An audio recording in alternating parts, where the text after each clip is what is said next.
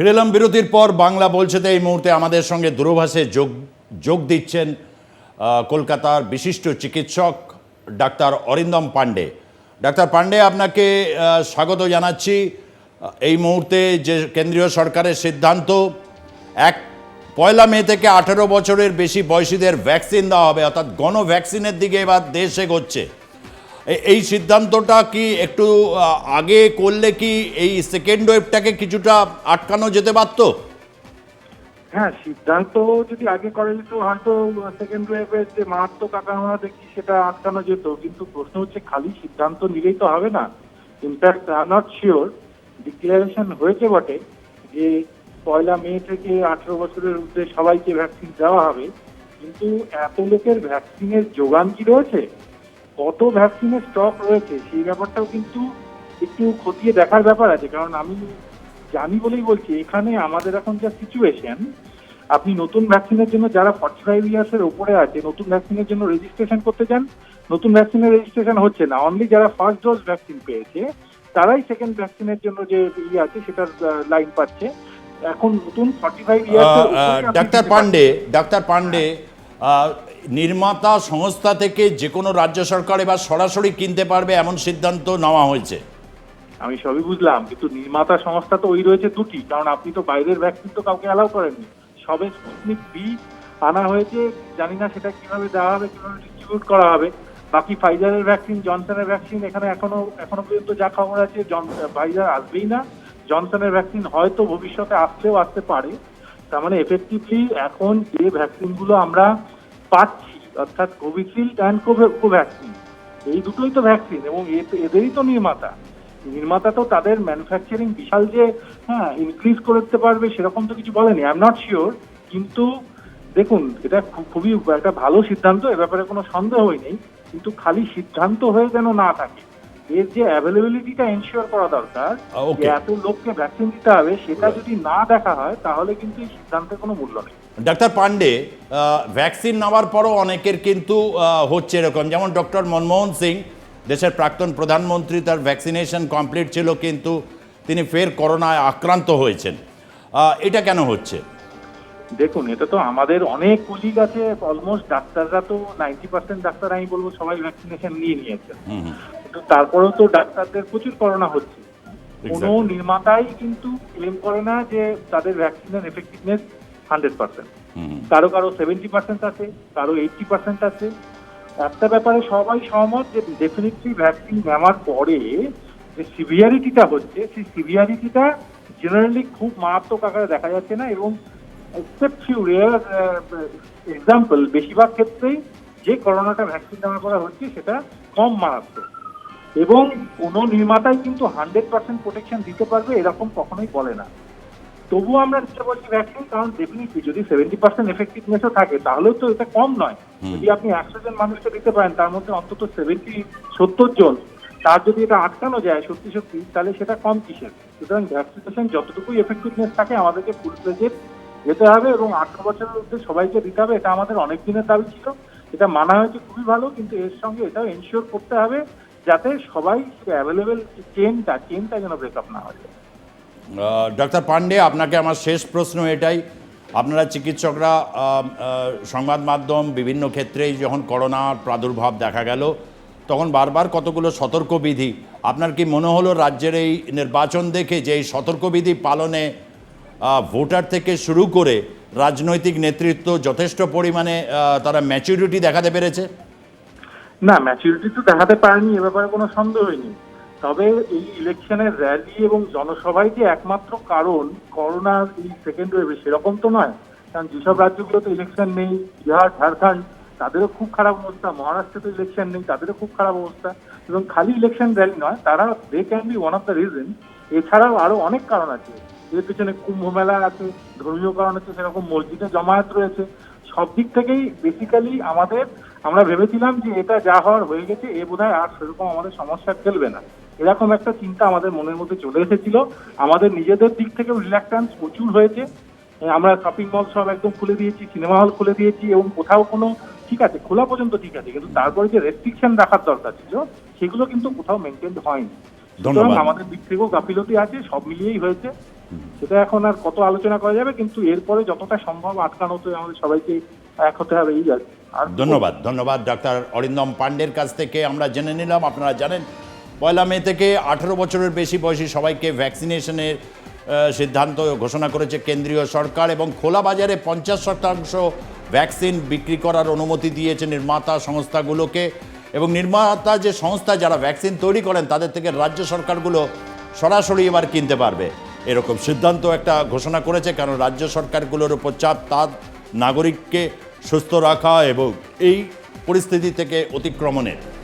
আমি আসবো কামরু চৌধুরী, বিরতিতে যাবার আগে কিছু বলতে চাইছিলেন। হ্যাঁ কামরুবাবু, কুইক। না, ও তারপরে তো অনেকটাই ব্রেকিং নিউজ হয়ে গেল। অনেকটা আমার সব প্রশ্ন ছিল, ডাক্তার অরিন্দম পান্ডে উনি অনেকটা ক্ল্যারিফাই করে দিলেন খুবই সুন্দরভাবে, কিন্তু এখানে কয়েকটা প্রশ্ন উঠে এসছে।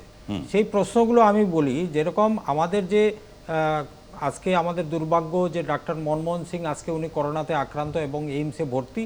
ভগবানের কাছে প্রার্থনা উনি সুস্থতা হয়ে ফিরে আসুক।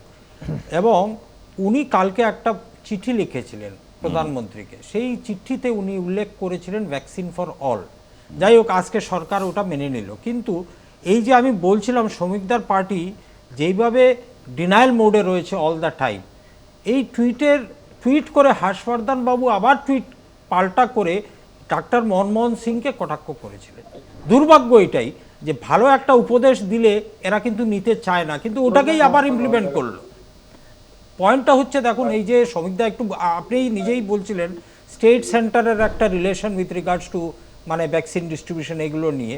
দেখুন বেসিক্যালি হেলথ হচ্ছে একটা স্টেটের সাবজেক্ট, কিন্তু কেন্দ্র সরকার আজকে ভ্যাকসিন স্ট্র্যাটেজিটা নিজের হাতে রেখে দিল। বললো যে আমরা ভ্যাকসিন ডিস্ট্রিবিউট করব, কাউকে আমরা দেবো না ডিস্ট্রিবিউট করতে, স্টেট গভর্নমেন্টকে আমরা দেবো না ডিস্ট্রিবিউট করতে। যেরকম একটা ভেরি ইম্পর্টেন্ট রেমডেসিভির ইনজেকশনটা রয়েছে, ওটাও বললো আমরা রেশনিং করব, কোন স্টেটে কতটা পাওয়া গেল। কিন্তু আপনাদের সংবাদ মাধ্যম থেকেও আমরা জানতে পারলাম যে প্রায় 4.5 কোটি টাকার রেমডেসিভির ধরা পড়লো বিজেপি পার্টি অফিস মহারাষ্ট্র থেকে। তো এই সব কথাগুলো নিয়ে যখন আসি, তখন একটাই কথা আমার মাথায় ঢুকছে যে এই সরকার টোটাল পলিসি প্যারালাইসিসে ভুগছে এই মুহূর্তে, যে আগামী দিনে কি। এইটাই হচ্ছে একটা সময়ের একটা, শ্রমিকবাবু যতই হাসুন, 10টা বছর ধরে এই পলিসি প্যারালাইসিস নিয়ে মনমোহন সিংকে কটাক্ষ করে গেছেন। আজ কংগ্রেসের থেকে কিন্তু পাল্টা পরিষ্কার বলা হচ্ছে যে সরকার সম্পূর্ণ সিদ্ধান্ত নেবার ক্ষেত্রে পঙ্গু হয়ে গেছে। কোহিনুর মজুমদার কাছে আসবো। কোহিনুর, মুখ্যমন্ত্রী গতকালও মানে তীব্রভাবে দাবি করছিলেন যে রাজ্যে ভ্যাকসিন, অক্সিজেন সিলিন্ডার কিচ্ছু পাঠাচ্ছে না। আজকে সিদ্ধান্ত হয়েছে নির্মাতা সংস্থার থেকে রাজ্য সরকারগুলো সরাসরি কিনতে পারবে। এই সিদ্ধান্তটা নিঃসন্দেহে কি রাজ্যের ক্ষেত্রে একটা উপযোগী, বা এটাকে মানে এরকম কঠিন পরিস্থিতিতে যে রাজ্যের একটা বক্তব্য অন্তত কেন্দ্রের কাছ থেকে মান্যতা পেয়েছে, এটাকে কি আমরা সেভাবেই দেখব? কোহিনুর মজুমদার।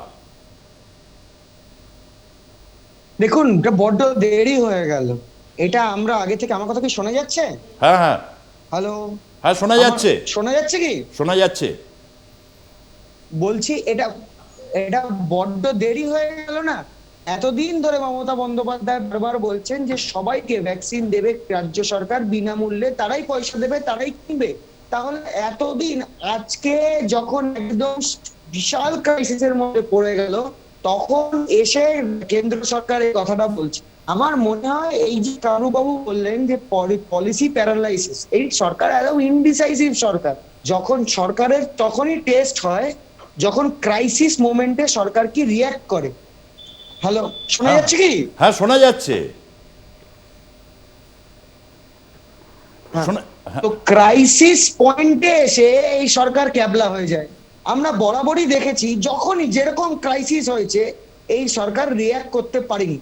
আজকের দিনেও তাই দাঁড়িয়ে মমতা বন্দ্যোপাধ্যায় বহুদিন আগে চিঠি লিখেছেন, বারবার উনি সাংবাদিকদের বলছেন যে সবাইকে ভ্যাকসিন দেওয়ার ব্যবস্থা রাজ্য সরকার করে দেবে, সরকার সবাইকে ভ্যাকসিন কিনে দেবে, শুধু পারমিশনটাও দেবে কেন্দ্র। আজকে বাধ্য হয়ে দিতে হয়েছে যখন একদম ক্রাইসিস কন্ডিশন চলে এসছে। আমার মনে হয় বেটার লেট দ্যান নেভার। এবার রাজ্য সরকার, এখন যদিও ইলেকশনের মরশুম চলছে, অনেকগুলো প্রোটোকলের বাধ্যবাধকতা আছে, কম্পালশন আছে, তা সত্ত্বেও রাজ্য সরকার আজকেও নেমেছে। আপনি দেখলেন টাস্ক ফোর্স তৈরি করা হয়েছে, আজকে কেএমডি এর পক্ষ থেকে সেফ হোম তৈরি করা হয়েছে, আবার সেই ফর্মগুলোকে খুলে দেওয়া হচ্ছে। আমরা সবাই মিলে আতঙ্কিত হব না। আমরা করোনাকে রাজ্য সরকার সবাই মিলে, বাংলার মানুষ এবং রাজ্য সরকার মিলে আমরা একটু বুদ্ধি করে, একটু সাবধানতা অবলম্বন করে আমরা এগোবো, এবং ভ্যাকসিনেশনটা প্রপারলি আজ থেকে অন্তত রাজ্য সরকার করতে পারবে, এটা আমার বিশ্বাস। কিন্তু আপনি একটা কথা না বললেই নয়, সবাই বলেছিলেন যে নির্বাচন কমিশনকে যে নির্বাচনটা একদিনে দিয়ে লেটারটা চুকিয়ে দিক, শেষ করে দিক, ফিনিশ ইট আপ। কিন্তু নির্বাচন কমিশন এবং ভারতীয় জনতা পার্টি, তাদেরকে একটা কাজ হচ্ছে যে নির্বাচনটাকে ডিলে করাতে হবে, নির্বাচনটাকে। ওকে ওকে, আমি একটু অনির্বাণের কাছে আসবো। ডাক্তার পান্ডে একটা কথা বললেন যে যারা ভ্যাকসিন নির্মাতা তারা কি অতটা সরবরাহ করতে পারবে? এত বড় একটা দেশ, এত বড় যেখানে হচ্ছে জনসংখ্যাপূর্ণ দেশ, সেখানে কি সত্যি সরকার কি সেটা তারা ঠিকমতো কি ডিস্ট্রিবিউট করতে পারবে? অর্থাৎ সেই প্রশ্ন, বিনিয়োগ এবং ইনফ্রাস্ট্রাকচার, দেখুন এই পরিস্থিতির মধ্যে রয়েছে, সুযোগ আছে, সদ্ব্যবহার করার মতো যোগ্যতার অভাব আছে কি? না, কিন্তু একটা টাইমলিনেস বলেও ব্যাপার আছে। দেখুন, এই প্রত্যেকটা ভ্যাকসিন, যেটা কোভ্যাক্সিন হোক বা কোভিশিল্ড হোক, এটা কিন্তু একটা নির্দিষ্ট পর্যায়ে বিভিন্ন পরীক্ষা নিরীক্ষার পর একটা ছাড়পত্র পেয়েছে, এবং তারপরে যে সময় পেয়েছে সেই সময়ের মধ্যে আমার মনে হয় যেটা একটা যুদ্ধকালীন পরিস্থিতিতে প্রোডাকশন হয়েছে। কিন্তু আপনারা যেটা ভুলে যাচ্ছেন সেটা হচ্ছে substantial amount of Covaxin or Covishield, সেটা কিন্তু বিদেশে রপ্তানি হয়েছে। তখন কিন্তু ভারতবর্ষের এই প্রধানমন্ত্রীকে বুঝতে হতো যে ভারতবর্ষের এই 138 কোটি জনসংখ্যা আছে, তাদেরকে আমাকে যদি ধীরে ধীরে টিকাকরণ করতে হয় তাহলে কতটা আমি বাইরে দিতে পারি, যেহেতু বিভিন্ন বিদেশের নীতির সঙ্গে আমরা অঙ্গাঙ্গিভাবে জড়িত, সেখানেও আমাদের একটা মুখ রাখতে হবে। কিন্তু সেই একটা সাবস্টেন্সিয়াল অ্যামাউন্ট যেহেতু বিদেশে রপ্তানি হয়ে গেছে, তার জন্যই কিন্তু ভাড়ারে টান পড়েছে, 1 নম্বর। 2 নম্বর হচ্ছে যে আমরা যারা গণটিকাকরণের কথা বলেছিলাম, সেই গণটিকাকরণে কিন্তু সাধারণ মানুষের মধ্যে সেই উৎসাহটা প্রথম দিকে দেখা যায়নি, কিন্তু লাস্ট কয়েকদিনের মধ্যে কিন্তু সেই উৎসাহটা একটুখানি বিপুল সংখ্যকে পরিণত হয়েছে। বিভিন্ন হসপিটালে কিন্তু লাইন লেগেছে লোকে এই করোনার টিকা নেওয়ার জন্য, 1 নম্বর। 2 নম্বর যেটা আমি বলতে চাইছি সেটা হচ্ছে এই করোনা উদ্ভূত পরিস্থিতি যেটা চলছে, সেই পরিস্থিতিটা কিন্তু হঠাৎ করে এরকমভাবে কোলাপস করে গেছে আমাদের কাছে। আমরা দ্বিতীয় ঢেউ যেটা এসেছিলো, সেই দ্বিতীয় ঢেউটা কিন্তু পশ্চিমবঙ্গের উপরে আছড়ে পড়েনি জাস্ট 10-15 দিন আগেও, কিন্তু এই 10-15 দিনের মধ্যে কিন্তু দেখা গেল একটা সিগনিফিক্যান্ট চেঞ্জেস এসে গেল, এবং সেই চেঞ্জেসটা এমনভাবে আমাদেরকে ইম্প্যাক্ট করতে শুরু করলো, আমাদের মধ্যেও কিন্তু জনমানসে একটা প্যানিক তৈরি হলো। কিন্তু আপনাকে বলছি, এই ইনফ্রাস্ট্রাকচারে কিন্তু এখনও কিন্তু অ্যাডিকুয়েট ইনভেস্টমেন্ট করার জায়গা আছে, এবং সরকার যেটা চেয়েছে যে এই হেলথ সেক্টরে একটা অ্যাডিকুয়েট ইনভেস্টমেন্ট আসুক। কামরুজ্জামান বলছিলেন যে এই হেলথটা স্টেট সাবজেক্ট, কিন্তু আমি ওনাকে একটুখানি কারেক্ট করে দিই, যখন এটা মহামারীর জায়গায় চলে যায় তখন কিন্তু এটা স্টেট সাবজেক্ট নয়, তখন এটা কেন্দ্র রাজ্যের উভয়ের পক্ষে। কিন্তু রাজ্য সরকার কিন্তু প্রথম থেকেই বলেছিল যে বিনা পয়সায় দেবে। অনেকে ব্যঙ্গ করেন এই বিনা পয়সায় কোনো কিছু জিনিসকে ইয়ে করা, অথচ সাপ্লাই নেই, যুক্তি এত কিছু, মানে দেশের মানুষের সম্পদকে তো রক্ষা করতে হবে, এই মনুষ্য সম্পদকে। সেটার ক্ষেত্রে কোথাও কি আপনার মনে হয়েছে রাজ্য সরকার ব্যর্থ হলো, অনির্বাণ বাবু? না না, রাজ্য সরকারের ব্যর্থতাটা এখানে মানে একদমই নেই। আমি বলবো সেই রকমভাবে রাজ্য সরকারের গণটিকাকরণে রাজ্য সরকারের ভূমিকা কিছু ছিল না। রাজ্য সরকারের ভূমিকা ছিল কেন্দ্রীয় সরকার পাঠাবে, সেটাকে ডিস্ট্রিবিউট করে দেওয়া, এবং সেটার যাতে অপচয় না হয়, সেটা যাতে কোনো পার্টি অফিসে না পাওয়া যায়, সেটা নিয়ে যাতে কোনো ব্ল্যাক মার্কেটিং না হয়, এটা মেনে নিতে হবে। পশ্চিমবঙ্গে কিন্তু ব্ল্যাক মার্কেটিং হয়নি, এটা কিন্তু পুরোপুরি রেশনিং হয়েছে সেন্ট্রাল লেভেল থেকে, এবং রাজ্য সরকার সেখানে পুরো অ্যাডমিনিস্ট্রেশন কিন্তু সেখানে রাজ্য সরকার কেন্দ্রীয় সরকারের সঙ্গে কিন্তু একদম কাঁধে কাঁধ মিলে কিন্তু সেই রেশনিংটা যাতে সাধারণ মানুষের কাছে পৌঁছে যায় সেটার ব্যবস্থা করেছে। এর মধ্যে কিন্তু কোনো কাটমানি ছিল না শ্রমিকদের ভাষায়, বা এর মধ্যে কিন্তু কোনো ব্ল্যাক মার্কেটিং হয়নি। মানে সুযোগও নেই এখন এই মুহূর্তে, কেন আর দুটো মাত্র 3টে ফেজ বাকি। বিজেপি নেতা শ্রমিক দাশগুপ্ত, দেখুন, একটা হচ্ছে যে কামরু ভাই যেটা বললো যে পলিসি প্যারালিসিস, এর চেয়ে হাস্যকর অভিযোগ বোধহয় এর আগে কেউ করেনি, ভবিষ্যতেও করবে না। আমি একটা জিনিস বলি, যখন প্রথম গত বছর করোনা হয়েছিল, সারা বিশ্ব বলেছিল ভারতবর্ষ যেভাবে এটাকে সামলেছে অন্য কোনো দেশ পারেনি। এবারেও এই ক্রাইসিসটা এসছে, সেটা আবার ঠিক হয়ে যাবে বলে আমি বিশ্বাস করি। এবং আপনি যেরকম আমার বলার পরেই এই ব্রেক করলেন, যে সরকার যে বলছিল, কামরুপ ভাই এর নিশ্চয়ই লজ্জা লেগেছে, উনি বলছিলেন পলিসি প্যারালিসিস, তারপরে আপনি খবর ব্রেক করলেন যে সরকার বলেছে 1 মে থেকে 18 বছরের ঊর্ধ্বে যারা প্রত্যেকের আর কি কোভিড এর জন্য যে ভ্যাকসিনেশন সেটাকে করতে হবে। ব্যাপার হচ্ছে decision making is a process, জানেন তো, ম্যানেজমেন্ট একটা বলে, এবং সেখানে না প্রতি মুহূর্তে আমার এখন কি পরিস্থিতি তার পর্যালোচনা করে পরবর্তী সিদ্ধান্তটা নেওয়া হয়।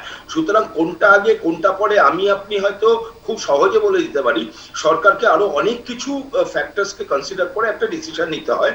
তো যাই হোক, সরকারের যেটা আমাদের রাজ্য সরকারের দাবি ছিল, শ্রমিক বাবু, আমার আপনার প্রশ্নটা নয়, মানে আমাদের কথা বা এটা থেকেও বড় কথা কি বা বলবো, যে সরকার বলছে ডিনায়াল মুড, এই ডিনায়াল মুডে মুখ্যমন্ত্রী ডিনায়াল মোডে তো নেই, ডিনায়াল মোডে নেই, ওটা তো রাজনৈতিক একটা মিথ্যাচার হচ্ছে। আমি আজকে রাজনীতির আলোচনাই করতে চাইছি না সুজিতা, এই যেগুলো কামরুপ ভাই বললো টোটালি রাজনীতির কথা। আমার বক্তব্য হচ্ছে যে এখন আমি চাইবো, যেটা আমাদের মুখ্যমন্ত্রী দাবি করেছিলেন যে আমাদেরকে ভ্যাকসিন কিনে মানে সেগুলোকে ইউজ করার একটা অ্যালাউ করা হোক, সেটাও সরকার মেনে নিয়েছে। আমি আশা করব যে রাজ্য সরকার, কেন্দ্র সরকার এই সহযোগিতায় আমাদের রাজ্যে অন্তত এটাকে আমরা খুব ভালোভাবে মোকাবিলা করব, এটাই আমি আশা করব। আমি আজকে কোনো রাজনীতির কথা বলবো না, যেহেতু রাজনৈতিক কিছু আমাদের চাপান উপর উত্তর করছিল কামরুপ ভাই, আমি তার কয়েকটা উত্তর দিয়েছি।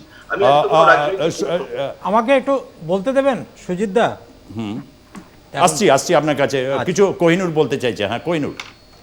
না, এটা এটা একটা একদম সঠিক। আমিও রাজনীতির কথা বলছি না, আমি ছোট্ট একটু মানে বেসিক থিওরির কথা বলছি। দেখুন, একটা ক্রাইসিস মোমেন্টে টাইমটা হচ্ছে খুব ইম্পর্টেন্ট অফ টেকিং ডিসিশন। যে ইনডিসাইসিভনেস একটা গভর্নমেন্টের ছিল, এবং সেটা শুধুমাত্র কোভিড ম্যানেজমেন্টের ক্ষেত্রে না, সেটা অর্থনীতির ম্যানেজমেন্ট ক্ষেত্রে, এবং কোভিডের সময় যেভাবে লকডাউন করা, কিন্তু সেই সময় লকডাউন থাকাকালীন ট্রেন বন্ধ কিন্তু প্লেন চালু করা, শুধুমাত্র তো করোনাটা ইম্পর্টেন্ট ফ্যাক্টর বা হেলথ ইস্যু ছিল না, যে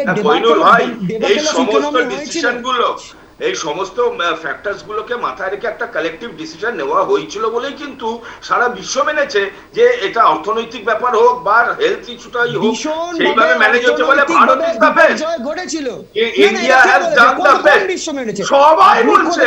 এই যে একটু আগে অনির্বাণ, আচ্ছা বলি, আমি একটু আগে অনির্বাণ ভাই যেটা বলছিল, ওই জন্যই আমাদেরকে বহু দেশকে সাহায্য করার জন্য এক্সপোর্ট করতে হচ্ছে ভ্যাকসিন, যেটা ইন্ডিয়া করেছে, অন্য কেউ পারেনি। এক্স্যাক্টলি, আমাদের তো সারা বিশ্বকে দিয়েছি। শুনুন,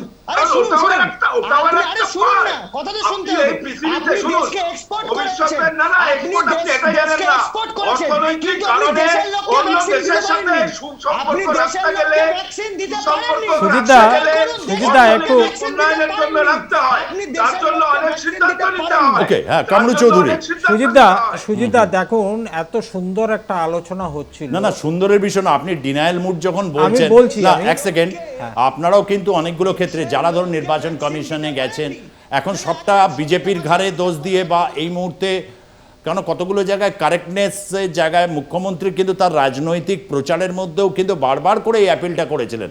ডিনায়াল তো আপনারাও করেছেন, আপনারা রাজনৈতিক বিরোধিতা করতে গিয়ে সবকিছুতে এই রাজ্য সরকার বা মুখ্যমন্ত্রীর সিদ্ধান্তকে আপনারাও ডিনায়াল মুডে ছিলেন, এটাও স্বীকার করুন।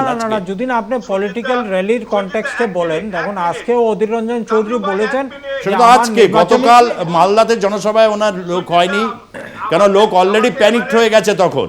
না লোক প্যানিক না, দেখুন রাহুল গান্ধীর র্যালি 6খানা র্যালি প্ল্যান ছিল আজকাল পরশু দিনের মধ্যে, 6খানা র্যালি টোটালি বাতিল করে দিয়েছেন, পারমিশন সব অবটেইন ছিল।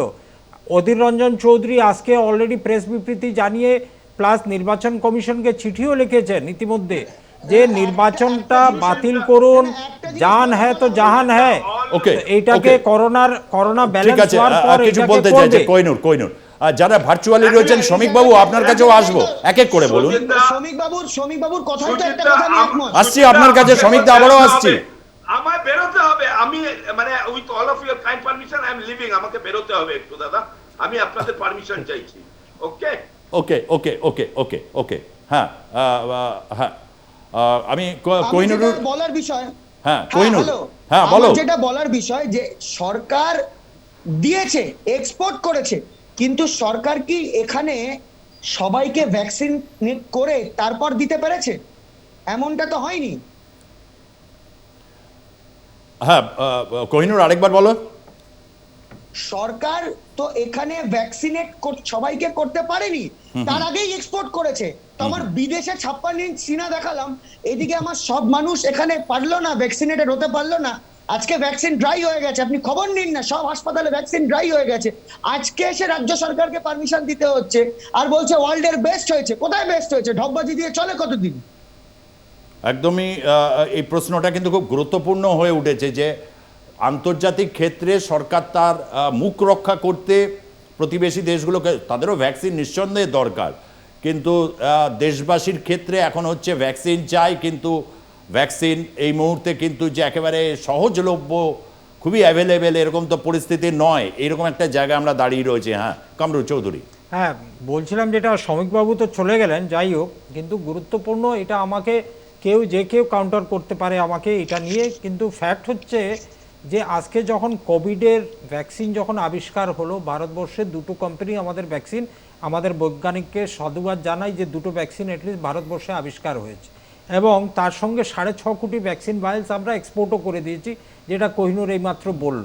কিন্তু এইখানে জিনিস প্রশ্ন যেটা এসছে, যেটা এইখানেও দেখুন বিজেপির এমন একটা পলিসিটা হয়েছে যে বাইরে থেকে যেটা আমাদের জনসনের যে ভ্যাকসিনটা এখানে ট্রায়াল ফেজ 3-তে করার জন্য পারমিশনটা দিল না সরকার, স্পুটনিক যেটা রাশিয়ান ভ্যাকসিনটা যেটা এসছিল সেটাকেও ফেজ 3 ট্রায়ালটা কিন্তু বলে দিল। এটা ডাক্তার অনির্বাণ পান্ডে একটু আগেই একটু উল্লেখ করেছিলেন হালকা, আমি ওই পয়েন্ট থেকে সূত্রপাত করে এই পয়েন্টটাকে এলাবোরেট করে বলছি। তার মানে কি, সরকার তখনও নভেম্বর ডিসেম্বরে এই জিনিসটা বুঝতে পারছিল না যে সেকেন্ড ওয়েভের কতটা সিভিয়ারিটিটা হবে, এটা বুঝতে পারেনি। এবং রাজ্য সরকার আজকে যেই জায়গাটায় দাঁড়িয়ে আছে যে সেফ হোমস বানাবো আমরা, এই জায়গাটা এটা করব, ওখানে 11,000 বেড করে দিচ্ছে, ওখানে করে দিচ্ছে। আরে প্রেজেন্ট যে মেডিকেল ইনফ্রাস্ট্রাকচারটা রয়েছে কোহিনুর, সেটা তো অলরেডি কলাপসড আছে। একবার এনআরএস হসপিটালে যাও, একবার পিজিতে যাও, একবার অন্য সরকারি চিত্তরঞ্জনে যাও। একটু আমাকে শেষ করতে দাও। একটু হাসপাতালে একবার আসুন, একটা সবথেকে ওয়ার্ল্ড বেস্ট, এটা বলে গেছে বাইরের লোক, এনআরআই এসে তিনি খবরের কাগজে লিখেছে, আনন্দবাজারে লিখেছেন। না, আমার প্রশ্ন ওটা ছিল না, আমার প্রশ্ন ওটা ছিল না। আমার প্রশ্ন ছিল 23খানা জেলা আছে বাংলাতে, 23খানা জেলাতে মুখ্যমন্ত্রী আজকে অবধি একটাও সুপার স্পেশালিটি হসপিটাল কেন করতে পারলেন না? কেন বা মালদা থেকে একটা রোগী আসবে ক্যালকাটাতে, এসে ক্যালকাটার মেডিকেল ইনফ্রাস্ট্রাকচারকে এমনভাবে অ্যাটাক করে বসে যাবে যাতে ক্যালকাটার রোগীদেরকে নেওয়া যাচ্ছে না হসপিটালগুলোতে। এই হচ্ছে পরিস্থিতি। আপনার মতন আপনার না, শুনো কোহিনুর, আমাদের ভারতবর্ষে বাংলাতে দরিদ্রর নিচের সীমা অনেক বেশি, তারা হেলথ চিকিৎসার কোনো অধিকার নেই, তাদের আছে, তারা তো আর ফোর্টিস আর অ্যাপোলোর মধ্যে যেতে পারে না, তারা তো ওই dependent on NRS, on Calcutta college medical college, তাদের ওখানে গিয়ে জায়গা নেই। ডাক্তাররা বলছে আমাদের এখানে জায়গা নেই। এই ইনফ্রাস্ট্রাকচারটা কেন এখন অবধি 10 বছরে তৈরি করতে পারলে না? সিচুয়েশন 10 বছরে মমতা বন্দ্যোপাধ্যায়ের হেলথ এবং রাইট টু হেলথ, মাইক্রো লেভেলে স্বাস্থ্য পরিষেবা পৌঁছে দেওয়া, এটা আপনিও জানেন ভালো মতো করে হয়েছে, এখন বাধ্যবাধকতায় বলতে হচ্ছে। 34 বছরে আপনাদের জোট সঙ্গীর সরকারের কি হেলথ পরিষেবা ছিল আর আজকে কি পরিষেবা আছে ডিফারেন্স? শুনুন না কি বলছে। হ্যাঁ, এটা তো ঠিক কথা যে ডাক্তার নেই এসব বলে আজকাল লোকেরা এখন আর অত বেশি যে উত্তেজিত হবে আমার মনে হয় না কামরুবাবু। এটা জানা ভালো, আপনি ভাববেন না যে আমি বায়াসড, কারণ হচ্ছে ম্যাচুরিটিটা এখন it is a big question. Rahul গান্ধীর ম্যাচুরিটিটা যে লেভেলে দেখেছে, বিরোধিতা করার অনেক রকমভাবে কিন্তু রয়েছে। আমি অন্তত 5 বছরে বহু ক্ষেত্রে হ্যাঁ ডেফিনেটলি স্বীকার করবো এখানে সিপিআইএমের কেউ নেই, কিন্তু এই যে স্ট্রিট কর্নারগুলোর মাধ্যমে, জনসংযোগের মাধ্যমে, স্লিপ পৌঁছে দেওয়ার মাধ্যমে কোভিড সিচুয়েশনটাকে তারা মাথায় রেখেছিল। কিন্তু এটা গিয়ে আবার ডিনায়াল মোডে চলে যাবে কিনা আমি জানি না। কোহিনুর শুনেনি? হ্যাঁ কোহিনুর। না, সিপিএম এর পথসভা জনসভা হবে কি হবে না, এটাতে কোনো গ্যাদারিং তো হয় না। সিপিএম এর জনসভা পথসভা কিসের গ্যাদারিং? কংগ্রেসের কিছু উত্তরবঙ্গের 2-3টে জেলায় হয়, সিপিএম এর সারা বাংলায় নেই, অতএব এখানে না। তা সত্ত্বেও সিপিএম পথসভা জনসভা করছে। আমি দুর্গাপুরে আছি, 31 নম্বর ওয়ার্ডে তারা পথসভা করছিল, ঠিক আমাদের পাশে। তারা যে করছে না এমনটা না, গোটাটাই একটা চমক, একটা গিমিক, একটা ফেসবুক। সিপিএম এককালে ব্লকে ওয়ার্ডে লোকাল কমিটি, জোনাল কমিটি ছিল, এখন সিপিএম এর একটাই কমিটি আছে, ফেসবুক কমিটি, ওর বাইরে আর সিপিএম নেই। যাই হোক, আমাকে একটা যেহেতু বুঝতেই পারছেন সব স্পোক্সপারসনরা বাইরে প্রচারে আছে, আমাকে একটা জায়গায় যেতে হবে, উইথ অল ডিউ পারমিশন আমি বেরোলাম। আচ্ছা, নিশ্চয়ই কোহিনূর বেরোবার সময় মাস্কটাকে ব্যবহার করো, কারণ তোমরা ফ্রন্ট লাইনে এখন নির্বাচন যুদ্ধ। আমার নিঃসন্দেহে কাছে আছে, হ্যাঁ, আমার কাছে মাস্ক আছে এবং মাস্ক ব্যবহার করি। কিন্তু গিয়ে কি 4 ফুট বা 6 ফুট দূরত্ব রাখতে পারবে? চেষ্টা করছি যতটা করা যায়, এবং এটাও চেষ্টা করছি মানুষকে বক্তৃতার মাধ্যমে যতটা তৃণমূলকে ভোট দেওয়ার কথা বলছি তার থেকেও বেশি বলছি কি করে কোভিডের সচেতনতা রাখা যায়। ধন্যবাদ। ওকে, ধন্যবাদ।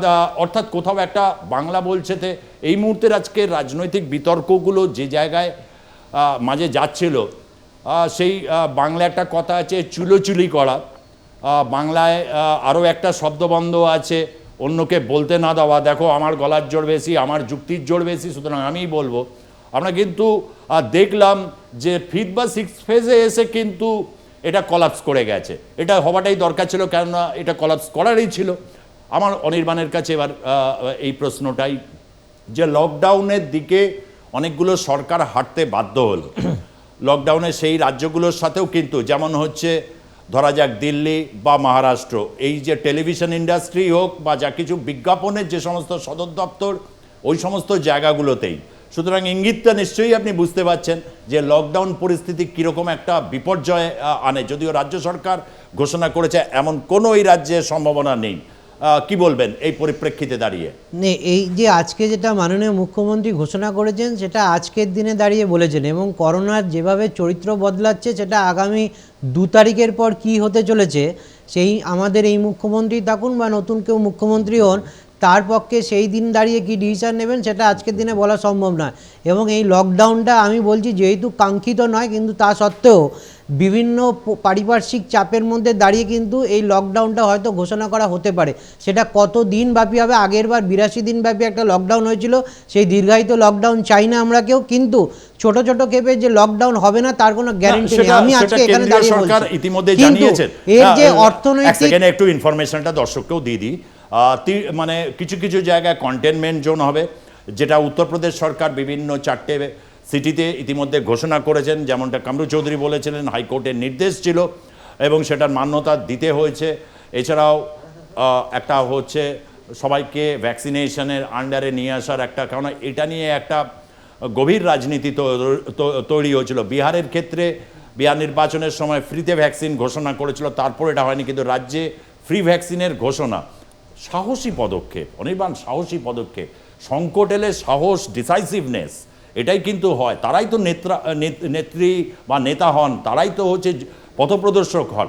সমালোচনা নিশ্চয়ই থাকবে, কিন্তু কতগুলো জায়গায় ওয়াইল্ড সমালোচনা আমার মনে হয় যে রাজ্যবাসী আদবেই কি ভালোভাবে নিয়েছেন কি না, ওটা অবশ্য 2 তারিখেই বোঝা যাবে। অনির্বাণ, না দেখুন, এটা কিন্তু একদম আপনার সঙ্গে স্বর মিলিয়েই বলছি আমি, যে গতবারেও কিন্তু আমাদের মাননীয় মুখ্যমন্ত্রী কিন্তু সাধারণ মানুষকে একটা ভরসা জুগিয়েছিলেন। তার কথাবার্তায় বলুন, তার আচার আচরণে বলুন, একটা পজিটিভনেস, অযথা আতঙ্কিত না হওয়ার কথা বলেছিলেন। নিজে বলেছিলেন যে করোনার সঙ্গে যুদ্ধে আমাদেরকে জয়ী হতে হবে, এবং উনি নিজে কিন্তু রাস্তায় নেমে করোনার সঙ্গে যুদ্ধ করেছিলেন। এটাকে ভুলে গেলে চলবে না, এটা একটা অ্যাগ্রেসিভনেস ওনার মধ্যে ছিল। এবং আজকেও জানি ইলেকশন কমিশনের অনেক বাধ্যবাধকতা আছে, তার মধ্যে উনি প্রেস কনফারেন্স করেছেন এবং সেই প্রেস কনফারেন্সে বলেছেন অযথা আতঙ্কিত হওয়ার কিছু নেই। এবং এটাও মানতে হবে যে ওনার পক্ষেও কিন্তু এখন অনেক ক্ষেত্রে হাত পা বাঁধা আছে, অনেক কিছু ওনার পক্ষে হয়তো করা সম্ভব, যেটা যেহেতু এখন ইলেকশন কোড অফ কন্ডাক্ট চলছে সেক্ষেত্রে দাঁড়িয়ে উনি করতে পারছেন না। 2 তারিখের পরে হয়তো দেখা যাবে যে সরকারই আসুক, সেই সরকারের যিনি আমাদের মানে এখানে নেতৃত্ব দেবেন তার পক্ষে, যে সরকারই আসুক, এই ক্ষেত্রে নির্বাচনী যুদ্ধটা কিন্তু থেমে নেই। জনসভাগুলো হচ্ছে এখনো পর্যন্ত, যদিও আর মাত্র 1-2টোর বেশি করা যাবে না। তৃণমূল কংগ্রেস ইতিমধ্যেই সিদ্ধান্ত নিয়েছেন। অমিত শাহ, অভিষেক বন্দ্যোপাধ্যায়, মমতা বন্দ্যোপাধ্যায় প্রত্যেকেই কিন্তু এই কুর্সির ব্যাপারে তাদের প্রত্যয় ঝরে পড়ছে। এই নিয়ে আমাদের একটা প্রতিবেদন তৈরি হয়েছে, এই প্রতিবেদনের দিকে এবার আপনাদেরকে একটু দৃষ্টি রাখতে বলবো। যাব প্রতিবেদনে।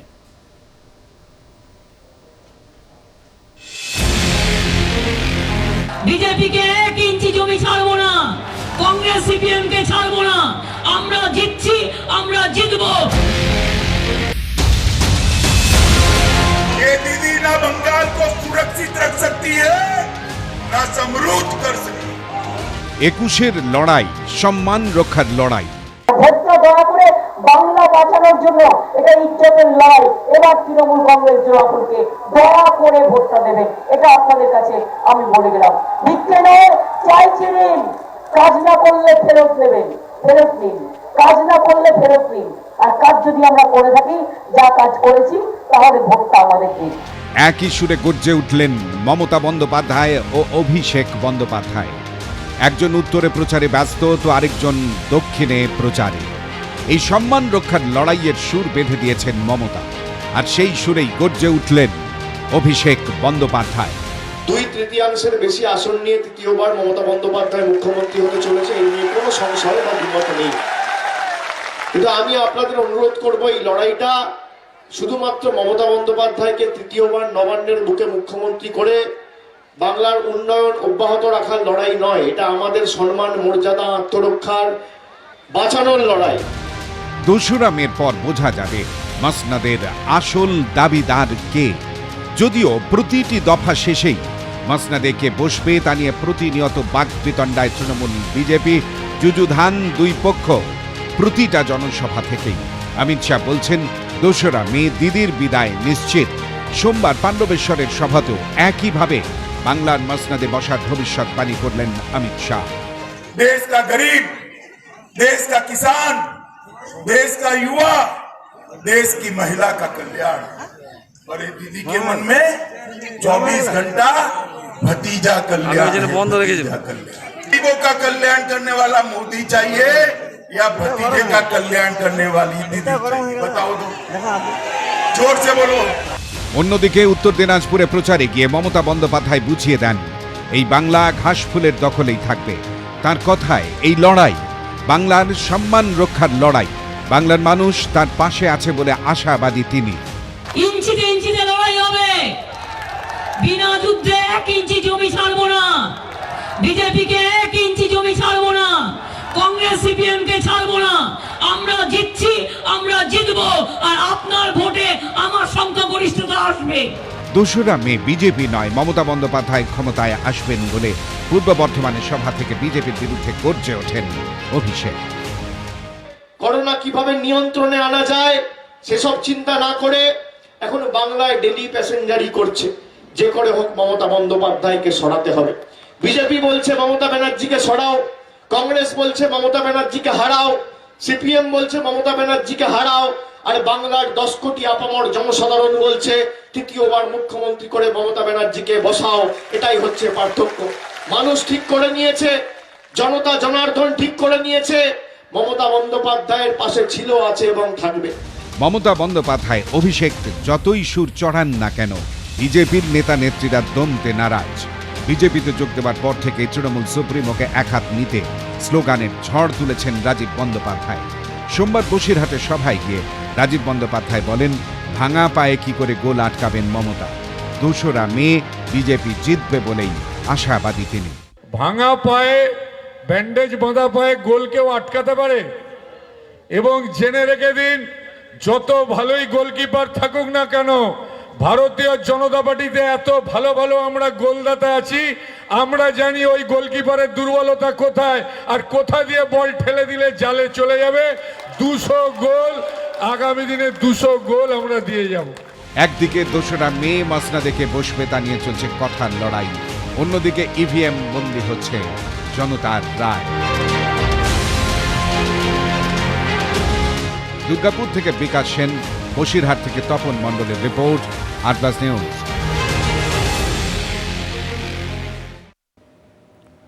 আশা করব যারা বড় বড় গোলদাতা রয়েছেন বিভিন্ন রাজনৈতিক দলের, তারা নিশ্চয়ই এই ইয়েতে গোল দেবেন, কি দিতে পারলেন কিনা বা গোলকিপারের কাছে আটকে গেলেন কিনা ওটা তো 2 তারিখ তো তৈরি হবে।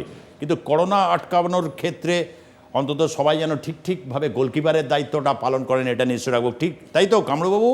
একদম একদম একদম। দেখুন যা হচ্ছে সুজিতদা, 5টা ফেজের নির্বাচনের পর মানুষ বুঝতেই পারছে কি অবস্থা বাংলা আগামী দিনে আসছে। কারণ হচ্ছে দেখুন, রাজনৈতিক যতই দল আছে এই মুহূর্তে একদম মরিয়া হয়ে রয়েছে ইলেকশনের জন্য, কিভাবে কি রেজাল্ট হবে। কেউ বলছে 200 সিট, কেউ বলছে 200 সিট আমার, এরকম পরিস্থিতিতে রয়েছে। করোনার কি আবহাওয়া হবে সেটা বোঝা সেটাই আমরা ধন্যবাদ, আমরা সেটাই বলতে চাইছি যে সকলেই প্রেডিকশন অনেকেই করছেন 200 সিট, এই সিট কে কত হাং হতে চলেছে কিনা। এদিকে কিন্তু তার মধ্যে করোনা কিন্তু যথেষ্ট থাবা বসিয়ে দিয়েছে বিভিন্ন রাজ্যে। এই রাজ্যে যথেষ্ট উদ্বেগের কারণ থাকলেও এখনো পর্যন্ত লকডাউন বা সেই সমস্ত সম্ভাবনাকে নস্যাৎ করেছেন মুখ্যমন্ত্রী মমতা বন্দ্যোপাধ্যায়। আমরা জানি এই রাজ্য আগামী দিনে ঠিক কিভাবে করোনা পরিস্থিতিকে মোকাবিলা করবে তার দিকে সজাগ দৃষ্টি রয়েছে আপনাদের। বলবো বাংলা বলছে আজ এই পর্যন্তই। প্রত্যেককে বলবো সতর্ক থাকুন, সজাগ থাকুন। প্রত্যেকের মধ্যে একটা সামাজিক দূরত্ব নয়, সামাজিক কোনো দূরত্বের কোনো প্রশ্ন নেই, শুধু শারীরিক দূরত্বের একটা প্রয়োজনীয়তা রয়েছে। সেটাকে মানতে পারলেই আরও বেশি বরঞ্চ সামাজিক হয়ে ওঠার এই সবচেয়ে প্রকৃষ্ট সময় আবারও হাজির হয়েছে। কেন বাঙালি মানুষ যারা রয়েছেন, বাংলার মানুষ, তারা চরমভাবে সামাজিকতায়, উৎসব এসবে তারা বিশ্বাস রাখেন। ধন্যবাদ জানাচ্ছি এই মুহূর্তে অনির্বাণ দত্ত আপনাকে, কামরুল চৌধুরী আপনাকে, ধন্যবাদ আপনাদেরকেও যারা দেখলেন আজকের পর্বের বাংলা বলছে। দেখতে থাকুন আর প্লাস নিউজ, সবার আগে সবার পাশে। ধন্যবাদ, নমস্কার।